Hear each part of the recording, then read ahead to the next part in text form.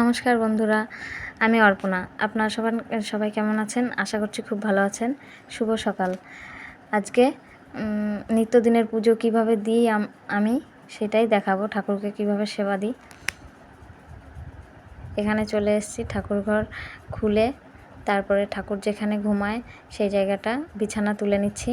বিছানা তুলে তারপরে ভালো করে পরিষ্কার করে নিচ্ছি জায়গাটা। তারপরে ঠাকুরঘরটা ঝাঁট দিয়ে নেব।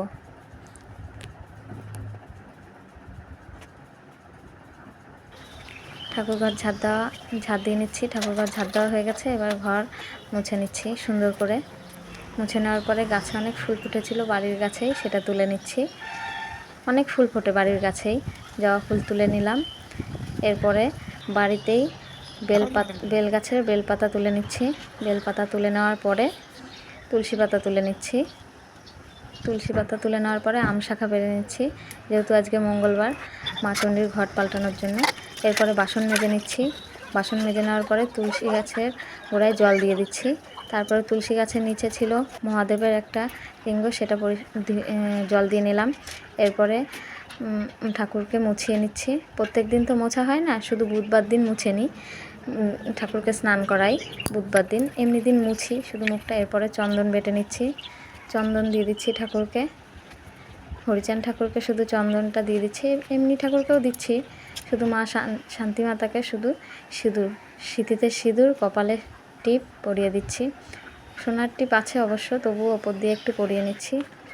তারপর মা চণ্ডীকেও সিঁদুর দিয়ে দিচ্ছি। আজকে যেহেতু মঙ্গলবার, সেহেতু তাই হনুমানজিকেও একটু সিঁদুর পরিয়ে নিলাম। এরপরে ফুল দিয়েই মালার মতোই পরিয়ে দিচ্ছি। মালা গাঁথিনি অবশ্য, তাই ফুল দিয়েই মালার মতো পরিয়ে নিচ্ছি।